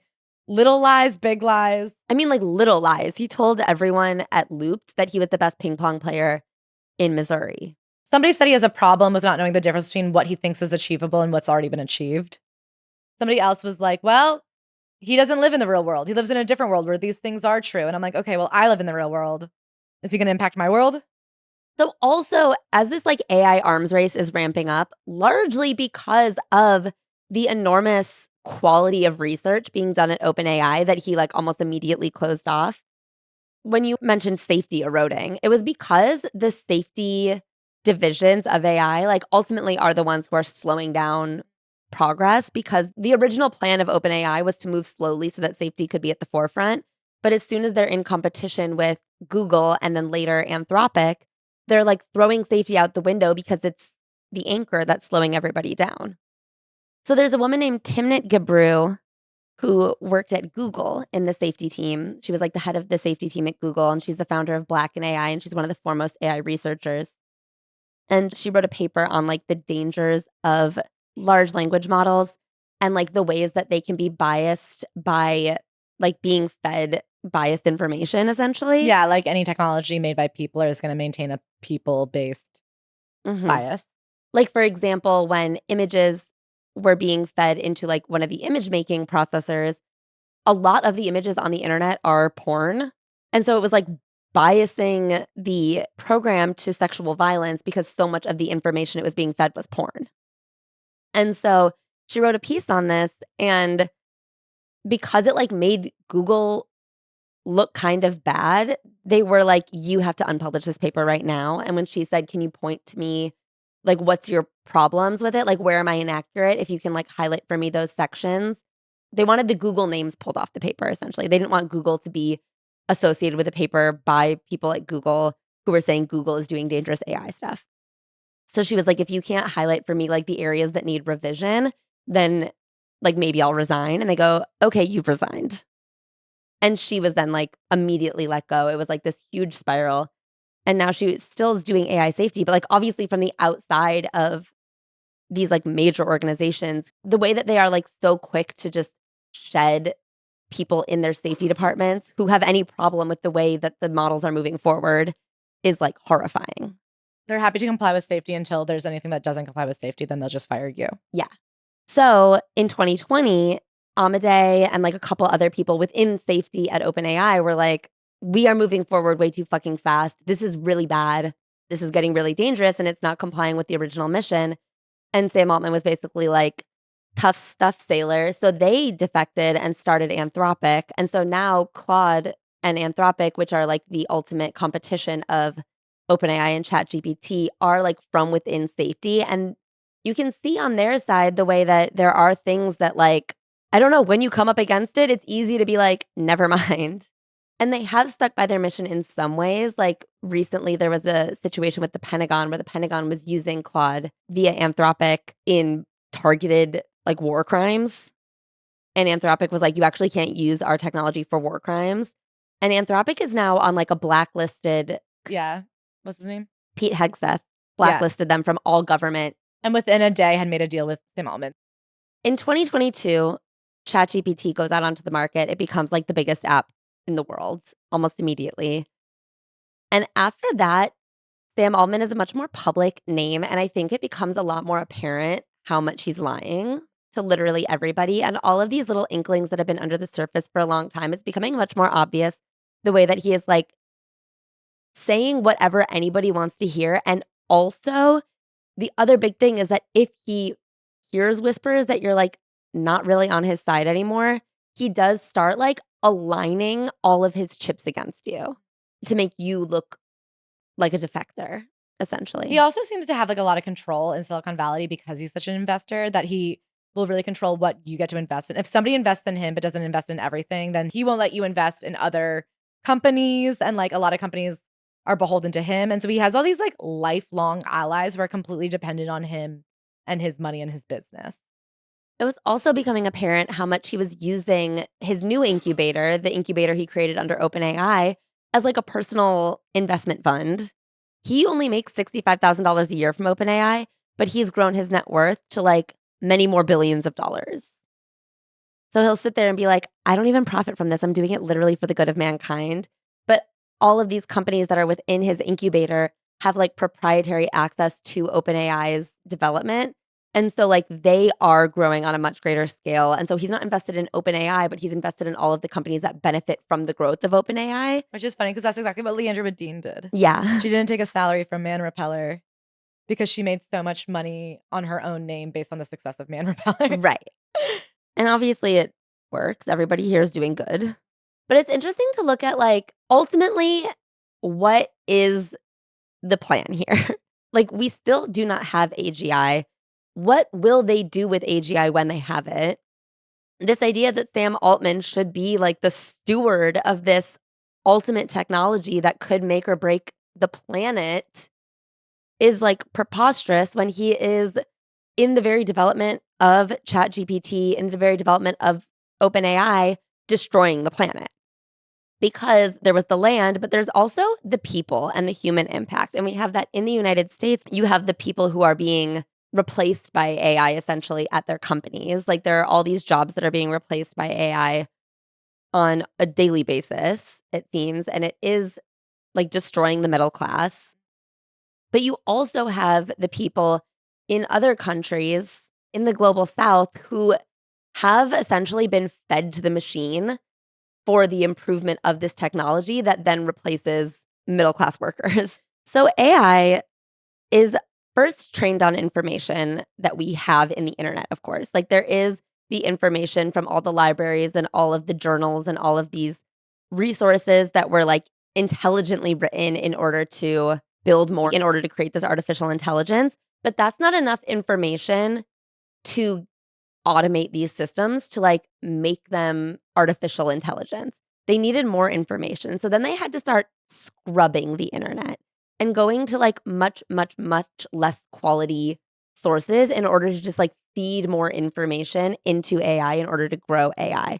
So that means the slop of the internet. And in order to train these models on that, they had to also have people, human people in the back end saying like what is good information and what is bad information. So there were literal people being paid like 90 cents an hour in Kenya with this contractor called Sama and, you know, lots of other companies around the world. But this is one example where they're literally looking at their screen for hours and hours a day for around 90 cents an hour, having to say that's child porn.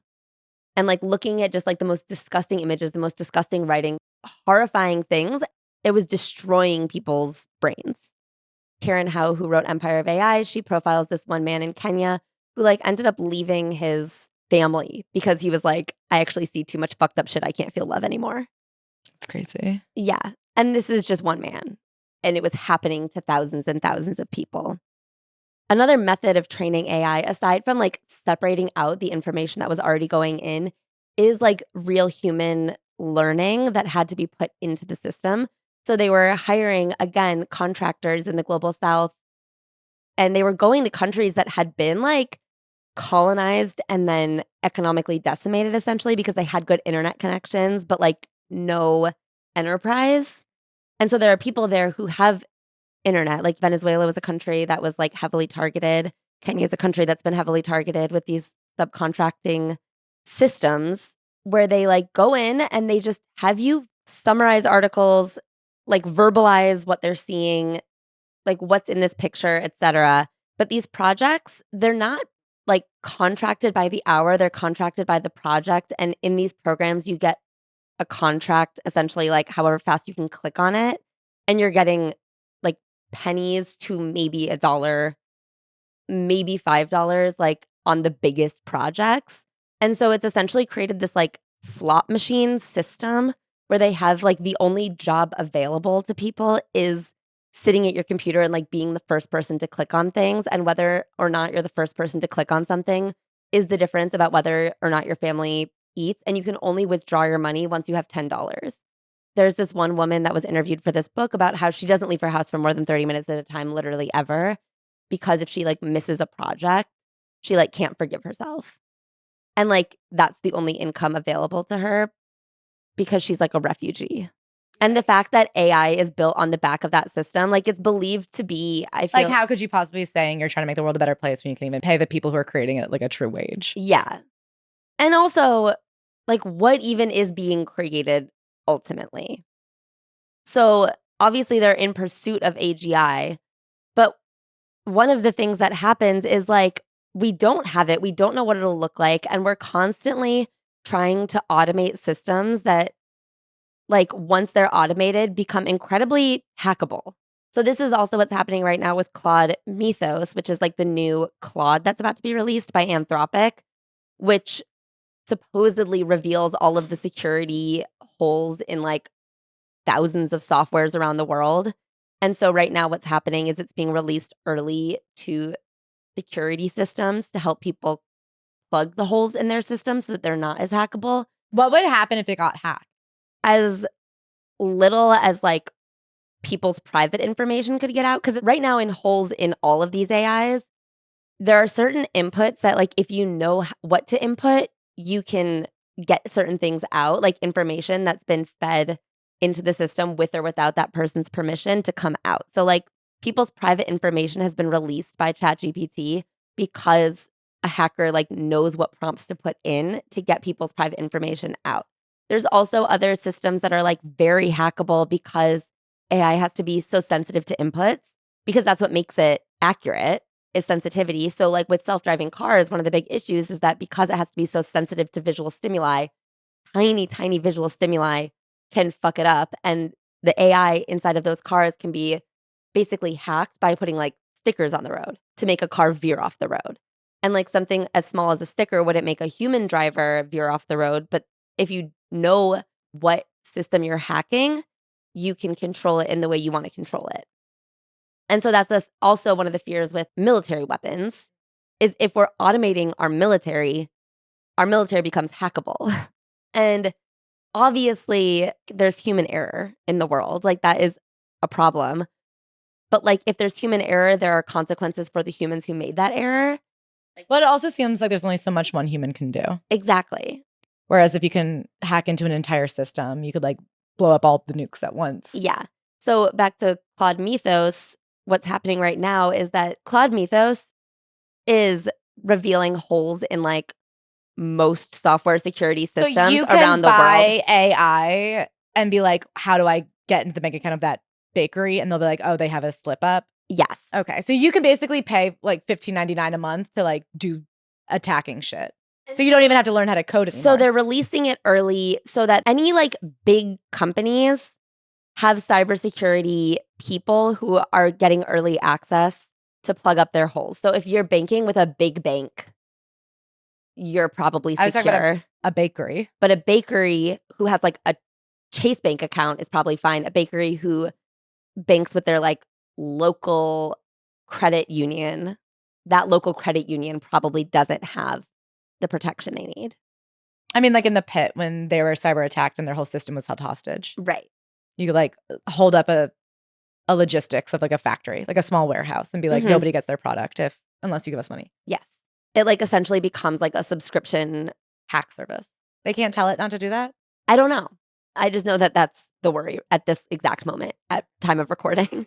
I feel like what I took from Empire of AI is the analysis of whether or not any of this was ever inevitable and like how much of the AI arms race was like launched into motion by OpenAI's scramble to the top.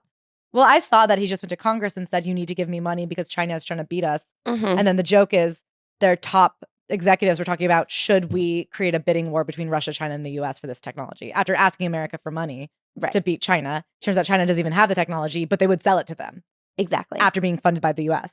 I guess there are a couple really interesting things in this book. One being that would this AI arms race have launched into motion had Sam Altman not swung it into motion? There was progress towards AI, but the way that he said this actually has to happen now and it has to happen fast and like started sprinting at it is what sent Google sprinting at it, is what broke Anthropic out of OpenAI and sent Anthropic sprinting at it.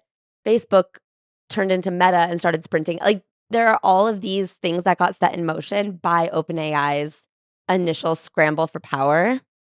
Number two is that when it comes to policy, almost no one who has a significant understanding of AI doesn't have an investment in one of these major AI companies.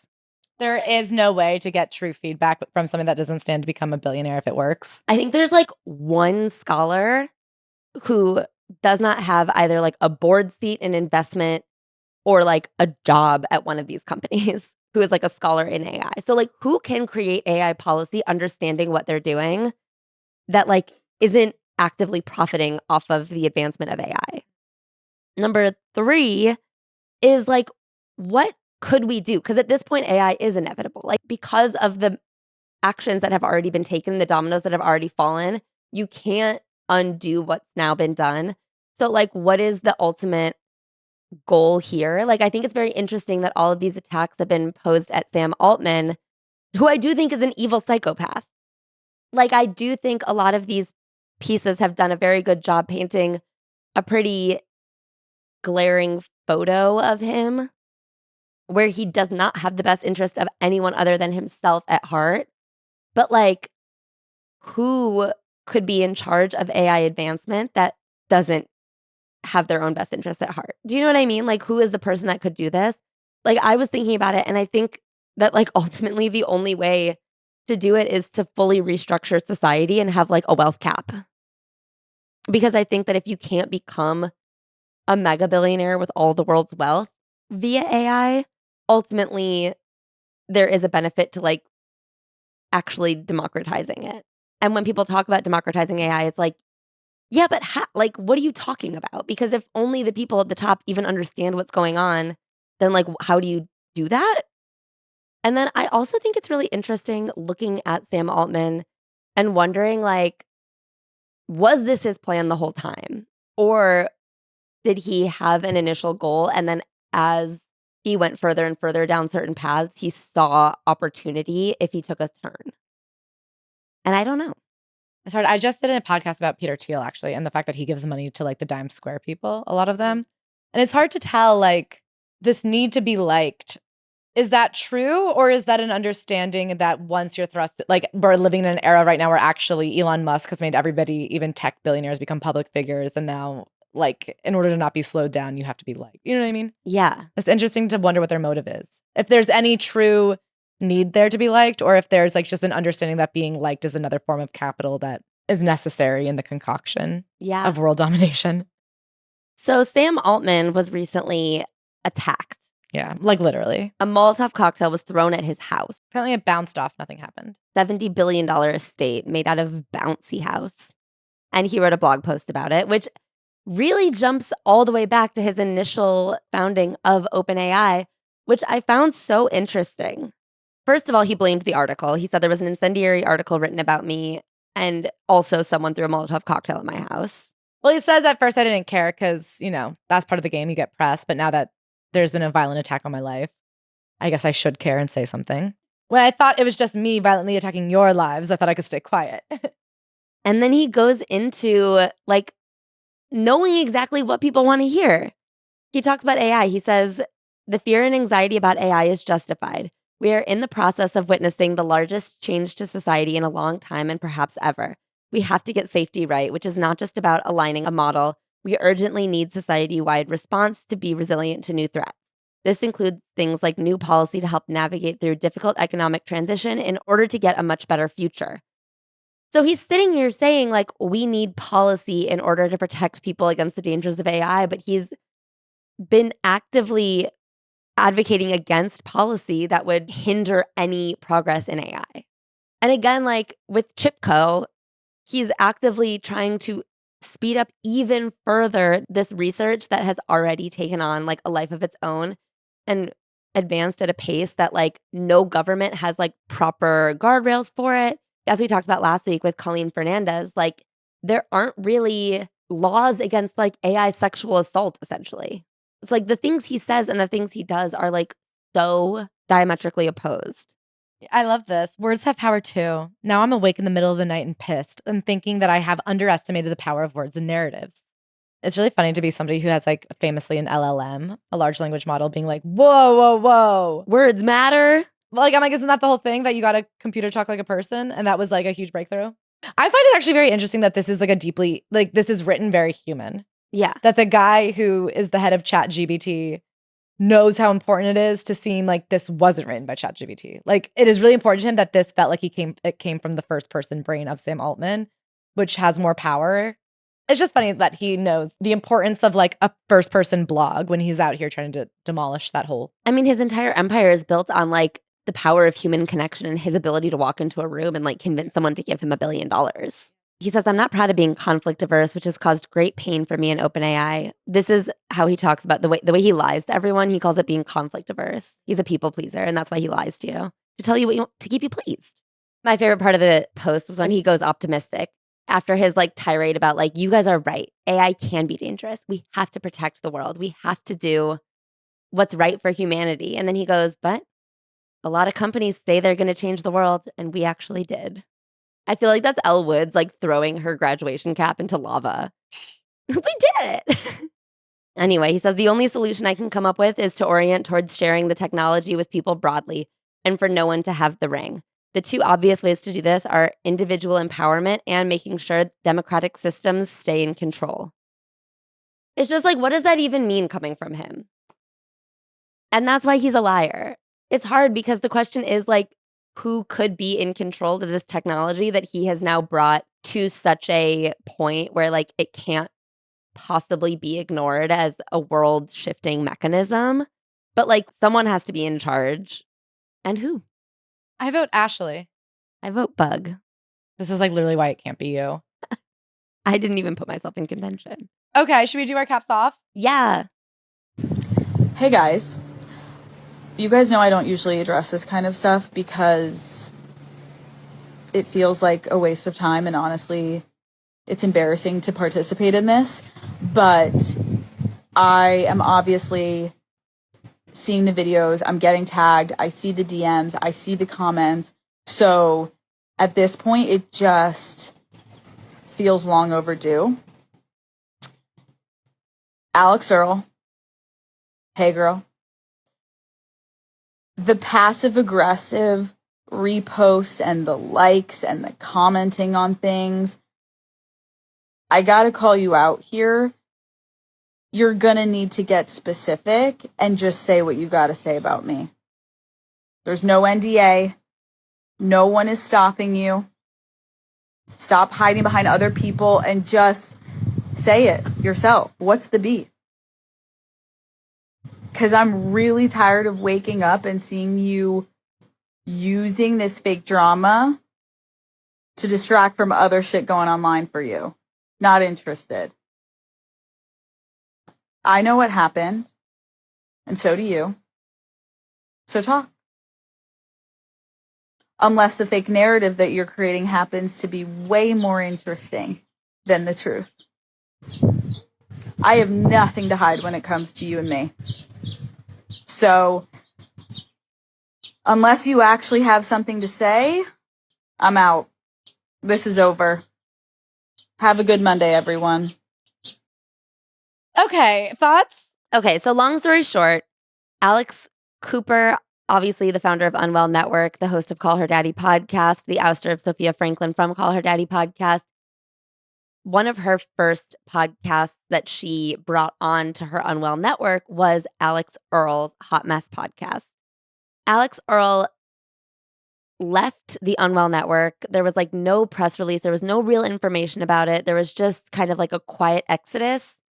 And that was about over a year ago. Since then, Alix Earle has liked comments about Alix Cooper being a bit of a snake. She reposted recently a TikTok about Alix Cooper being a bit of an ambulance chaser, someone who like really knows how to show up at the right person's inbox at the right time to scoop up their talent. And there's been obviously a lot of rumors about a major feud between the Alixes. And this is Alix Cooper's response. Thank God. I will say I was sick of Alix Earle just like reposting. I was like, talk or shut up. Yeah. I don't think you can do the middle ground. I am happy for her to be like, say your side. Say I your have a side. feeling it's going to come out and it's all going to be what we guessed, that Alix Cooper was frustrated that Alix Earle didn't need her, that there was a power struggle. Alix Earle left. I don't think Alix Cooper has done a great job building out a network. She's like really mistakenly hired people already famous as opposed to like building podcasts. But it's very clear what happened, and I'm excited for them to finally just tell us because it's been enough. Yeah, I find Alix Cooper to be shockingly uncreative, but a brilliant business person. Yeah, I think for herself, she can advocate and convince anybody in the room of anything, but it's weird. She can't recognize talent. And she is talent. Yeah. She is talent. She is not a producer. And it's been interesting watching her flail. Yeah, and I do think there's big bad blood between the Alixes. I also thought when I first heard this that she was going to finally address having Dakota on her goddamn TV show. And I do hope that people put up a stink about that. Because if not Taylor Frankie Paul, then definitely not Dakota. Yeah. I will say I think Alix Earle, a smart business person, is saving it for her television show. Yeah. She's brilliant. Okay. Well, good night. And good noticings.